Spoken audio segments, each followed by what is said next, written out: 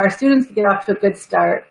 And what things do they come? What do they need to come to your classroom with that they don't always do because they're new and excited but don't know what they need to have? What would you suggest they need to bring to class? One of the things that I see some mistakes freshmen or young students make is coming to class really with nothing. Perhaps they've gotten used to taking just having their phone with them, for example. And in so many college classrooms, we really still expect you to bring something to write on and something to write with. And so even if perhaps you're used to having a tablet where a student will take a lot of notes on a tablet, for example, there might be a worksheet the teacher passes out and expects you to write on. And so if you didn't even bring a pen with you, you're going to be at a disadvantage as a student. So what I would say is just making sure that you bring stuff. You have to, still participate in that way. The other thing, and this is a big one, I'm really strict about being on time for class. I want you there on time because it can be really disruptive if someone comes in a few minutes late and we've gotten started with things and someone's trying to kind of slide into a seat in a row or something. And so we take points off for tardiness and students are like, but hey, I'm here. And we try to explain, well, yeah, but in your workplace someday when you're in a real job, you have to be on time, and getting there a few minutes late could really disrupt things. So when those kinds of things happen, sometimes students are really quick to blame other things. My alarm didn't go off, it's not my fault. My roommate cut me up really late the night before, it's not my fault. It's snowing outside, it's not my fault. And I try really hard to work with them to explain that sometimes, yes, life trips all of us up. Certainly I'm late sometimes when I don't expect to be. But sometimes you can plan ahead. And gosh, it's supposed to snow tomorrow, I'm going to leave a few minutes early. Or gosh, I didn't get my assignment turned in on time. That's on me. That's not on my teacher for having a deadline. And so getting them to understand that both the good choices and the bad choices they make are it's on them. They have to be accountable for that. Interestingly, I do teach an honors section sometimes of the same course. And I found so often, and I tell students this flat out, with my honors students, it's not necessarily that they're just so much more brilliant than quote unquote the regular sections, but they seem to come prepared. They seem to have a little bit of a higher level of organization, I would say. So for example, the honors students are often just a little more prepared and perhaps a little more organized. And I would say that's a really important point in college, is to stay organized. Staying organized is really key.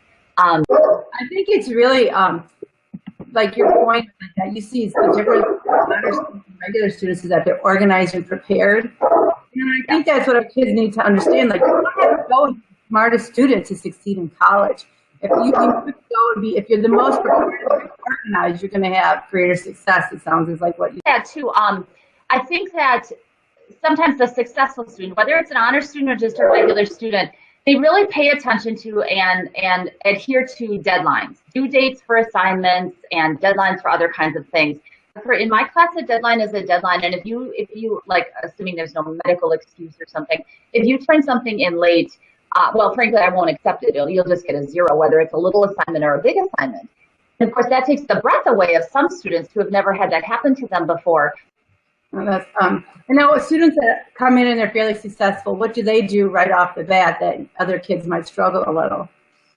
I think successful students jump in right off the bat. So for example, if there's, well, in my class, for example, we have a very early speech that usually is due the second week of class, which again, students sometimes think they can come in and just sort of coast for a couple of weeks. Well, not really. We only have 15 weeks of school. So students, the successful students will often jump in. They'll maybe start thinking about an assignment. Maybe they'll come up and ask some questions about an assignment within the first day or 2 or 3 of class. And so we really try to preach that the earlier you get started on something, really just like anything in life, then the more confident you'll feel about it. You'll probably be at least a little less anxious about it too. So definitely jumping in right away, asking questions if necessary. Sometimes students have, just obviously personal things going on in their own life, whether it's something happy, like, gosh, in November, my sister's getting married, and I already know I need to miss this class. Or sometimes it's other kinds of struggles or challenges they're faced with. Letting teachers know that ahead of time and just talking with them about You know, I am a kind of a poor test taker, for example. Can you give me some suggestions even before we get to our first test of how I can really work to study now, kind of optimize my study skills and try to do the best I can. Those kinds of things. We teachers love to know that students are already being really proactive about their education and proactive about their assignments and eager to find out what they can do to really succeed. I want them to be successful. At the same time, I want to hold them accountable. If they haven't been coming to class, they're going to get some points off for that. And, you know, it's a little bit of growing up sometimes that way. Like it when students come and talk to you, don't you? As opposed to just love it. Absolutely. And I understand students are shy, and thanks to things like email, a lot of students would rather email a question or email a concern instead of stopping in. And I fully understand it. Sometimes it's just more convenient. But boy, it's really nice to get to for us to get to know students a little personally, know what's going on, but frankly for students to get to know us as well, because you just never know. Again, I teach, most of my classes are sort of freshman and sophomore level classes. You never know when you get to be a junior or a senior and you need a reference for something. And if you have made a little bit of a personal relationship with a professor, even if it's someone that isn't in your major, you can go to that person and, hey, say, you know, I haven't seen you for a little while, but remember me from this class? And if you've stopped up a couple times and we've had some conversations, then it's a lot easier to write a great, really thorough letter where you're going to get what you put in, however much or however little you put in. And so whether in your classes, as we said, talk to your professors, jump into the assignments quickly. It doesn't mean you're a goody two-shoes if you actually read a book and read a chapter that you're supposed to read. Well, guess what? It starts to teach you some of these skills we just talked about, like talking to others face-to-face and meeting people that you might not otherwise interact with, and you never know where it's going to lead. So I think being involved, doing a few extra things, so much of college is stretching you and pushing you, and sometimes pushing you in uncomfortable ways.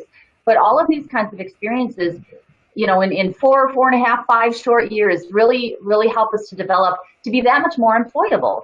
And ultimately, that's what we're going for, is we want to be someone that some employer is going to say, yeah, I want that person right there.